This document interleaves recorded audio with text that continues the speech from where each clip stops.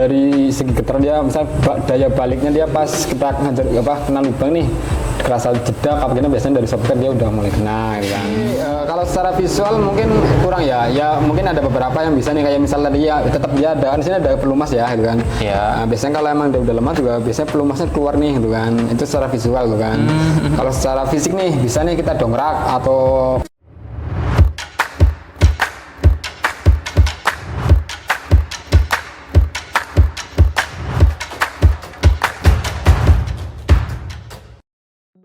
Ya, oke Om. Balik lagi di channel Fit Car Service, sahabat mobil Anda kapan saja dan di mana saja. Nah, jadi di video kali ini kita akan membahas sedikit topik tentang kaki-kaki mobil. Salah satu komponen yang cukup penting di dalam mobil, ya, cukup krusial juga. Nah, di video kali ini seperti biasa saya tidak sendiri, saya ditemani oleh mekanik Fitcar yaitu Mas Faris. Jadi di video kali ini kita akan membahas sedikit sharing-sharing tentang kaki-kaki mobil. Itu sebenarnya kan kaki-kaki mobil itu banyak yang suara berdecit lah, terus setir goyang lah dan lain sebagainya. Itu sebenarnya alasannya itu gara-gara apa sih? Apa aja? Dan mungkin om-om semua pengen tahu juga kan komponen-komponen apa aja yang bisa menyebabkan ya bunyi-bunyi kaki-kaki itu. Oke? Udah gak sabar? Ayo kita lanjut tonton video ini. Nah, ini kebetulan kita sudah ada di unitnya. Ini salah satu mobil yang udah dibongkar dan kelihatan komponen-komponen. Kayaknya hampir semua komponen kaki-kaki kelihatannya, Mas. siap. Nah, ini mungkin bisa dijelasin kemungkinan-kemungkinan yang bikin mobil itu krak-krak, bunyi gluduk-gluduk dan lain sebagainya. Itu sebenarnya gara-gara apa? Dan cara ngeceknya itu, cara mudah ceknya itu bagaimana sih, Mas? Gitu. Oke, assalamualaikum warahmatullahi wabarakatuh. Waalaikumsalam. Balik lagi ya, tentunya di YouTube Car Service. Kali ini pembahasan kita ada di understeel ya, atau kayak kaki ya. Oke, di sini udah ada unitnya itu kan. Mungkin kita langsung aja nih, kita tunjukin nih beberapa komponen si kayak kaki Om. Nah, ini mungkin kita acak ya, maksudnya random aja nih apa sih kayak kaki itu kan. Nah, ini di sini ada beberapa komponen kayak kaki. Di sini itu maksudnya understeel dalam komponen kayak kaki. Ada beberapa. Nanti kita sebutkan satu. Terus biasanya tuh ada bunyi-bunyi atau kerusakan yang bisa ditengarai dari mana sih komponen ini yang rusak gitu kan. Nah, ini salah satunya ini ada shockbreaker ya Om. Ini maksudnya dia suspensi gitu kan, suspensinya, dan biasanya dia ya buat fungsi shockbreaker itu sendiri dia buat meredam getaran kan. Jadi ketika kita melewati jalan yang kurang rata atau berlubang, itu biasanya yang meredam biar tidak ada getaran yang berlebih ke kabin itu dari shockbreaker gitu kan, shockbreaker sendiri gitu kan. Nah, biasanya cara ngecek shockbreaker itu masih beres sama enggak itu gimana, Mas? Macam-macam sih Om. Biasanya kalau dari segi apa ya, kenyamanan itu jelas beda itu kan, dari segi kenyamanan Saat dipakai gitu ya. Saat dipakai kan, misal ada indikasi nih kita melewati jalan lubang, dari segi getaran dia, misal daya baliknya dia pas kita kena lubang nih, kerasa jeda kapaknya biasanya dari software dia udah mulai kena gitu kan. Terus kalau misal dari secara visual nih gitu kan, misal bisa nih dilihat dari sini kan ada ban nih ya, cuman dia tetap ada celah segini gitu kan. Nah, kita bisa lihat nih dari visual si shockbreaker itu sendiri, biasanya kalau memang shockbreaker udah lemah nih, dia ada indikasi kebocoran gitu kan. Berarti kelihatan ya kebocorannya itu ya? Kayak lembab gitu kan, ada kayak bekas oli atau air kan. Biasanya oli lebih ke oli sih biasanya kan. Nah itu indikasi si shockbreaker udah bermasalah gitu. Oke. Nah, selanjutnya itu selain shockbreaker itu apa, Mas? Selain shockbreaker ini ada di sini terot ya Om.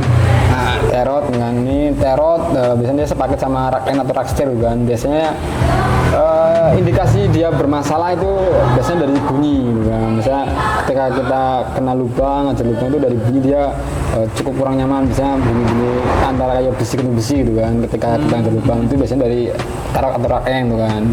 Nah, efek fatalnya biasanya kalau misalnya Om udah ada indikasi bunyi-bunyi, terus Om biarin aja secara lama dan jangka waktu yang lama, biasanya efek itu ke si ban.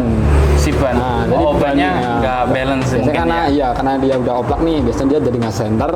Alhasil biasanya tuh dari segi kembangnya gitu kan. Kemakan sebelah. Kemakan sebelah.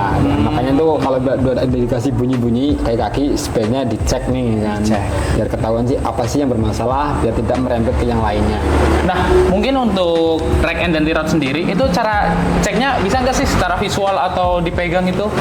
Sebenarnya sih kalau secara visual mungkin kurang ya. Ya mungkin ada beberapa yang bisa nih, kayak misalnya dia tetap dia ada di sini ada pelumas ya gitu kan. Iya. Nah, biasanya kalau emang dia udah lemah juga biasanya pelumasnya keluar nih gitu kan. Itu secara visual gitu kan.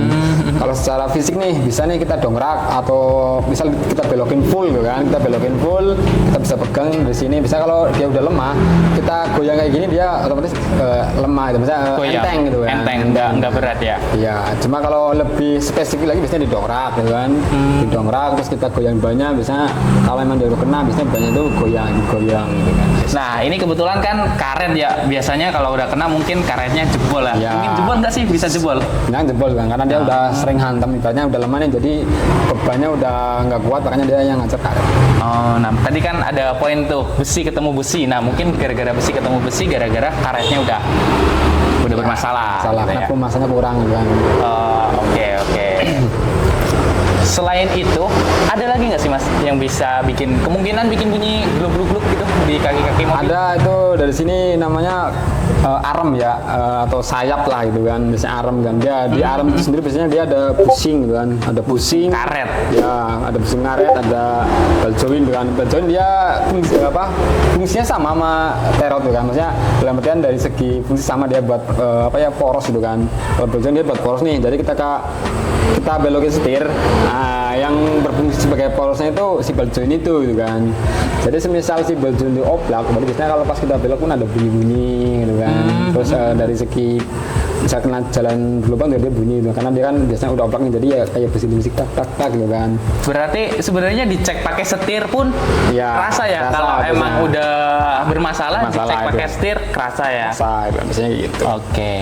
Ya itu tadi kan arem gitu kan, si arem itu kan dia ada pusing, dia karet. Biasanya kalau udah ya kemakan usia lah, dan misalnya karetnya kan yang namanya karet biasanya dia udah mulai keras, lama-lama kan dia pecah nih karena dia udah nggak fleksibel gitu kan. Kayaknya dia pecah, otomatis kalau udah pecah jadi nggak ada pegangan, kita di bawah jalan kena jalan yang tidak halus atau berlubang, biasanya dia goyang, makanya bunyi gitu. Gitu. Oke. Nah, itu. Ada lagi Mas? Paling ada bearing. Bearing. Kan dia masuk dalam kaki juga gitu kan. Banyak berarti ya. Banyak gitu kan. Bearing nih. Kalau bearing biasanya terletak di sini apa ya? Ya, di roda Tengah-tengah, itu kan. di roda ya. Kan, Nah, mungkin kalau bearing agak susah nih. Kalau bearing sebenarnya lebih ini ya, maksudnya kalau dari ini biang lebih gampang itu dibunyi.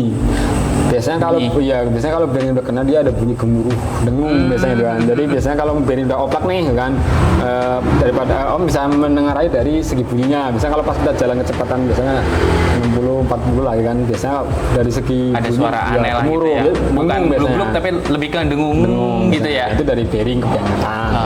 Oke.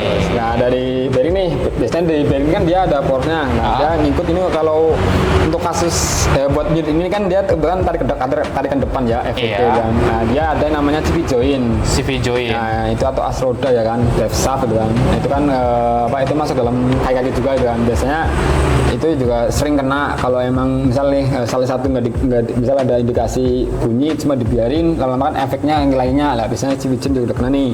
Nah indikasinya itu sama, dia bunyi-bunyi, cuma biasanya itu lebih bunyi ketika dia belok. Biasanya kalau belok patah nih kan, belok patah full biasanya ada bunyinya. Biasanya kalau bunyi itu biasanya kebanyakan dari CV joint. Itu kalau mobilnya dalam posisi berhenti nih, dibelokin biasanya bunyi Biasanya apa bunyi enggak? juga. Tetap bunyi. Bunyi juga, biasanya. Nah, berarti kondisi kaki-kaki walaupun tidak jalan bisa lah dicek. Bisa dicek. Oh, oke. Nah, itu lumayan banyak juga berarti ya. Banyak, kayak. Nah, tapi secara visual hampir semuanya itu bisa lah dicek dengan suara, dengan visual. Kayak misal shockbreaker tadi itu kayak ada rembesan-rembesan. Nah, kalau rembesan-rembesan itu udah kayaknya ya udah bisa dibilang bocor, udah gitu aja ya. Bocor dan wajib ganti gitu. Selanjutnya kalau dari rack and rod bisa dicek pakai tangan, katanya kalau lemah ya berarti udah lemah gitu.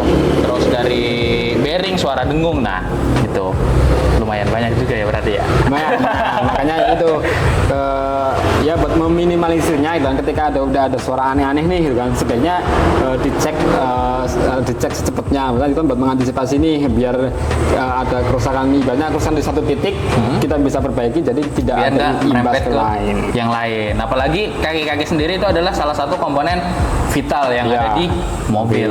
Karena ada pernah beberapa kasus kan, dari shockbreaker nih, shockbreaker udah lemah gitu kan, Ya. dipaksa terus, jalan kena lubang, terus biasanya dia support atasnya itu udah kena nih. Nah, biasanya kalau kasusnya itu kemarin di unit apa dulu lupa tuh saya.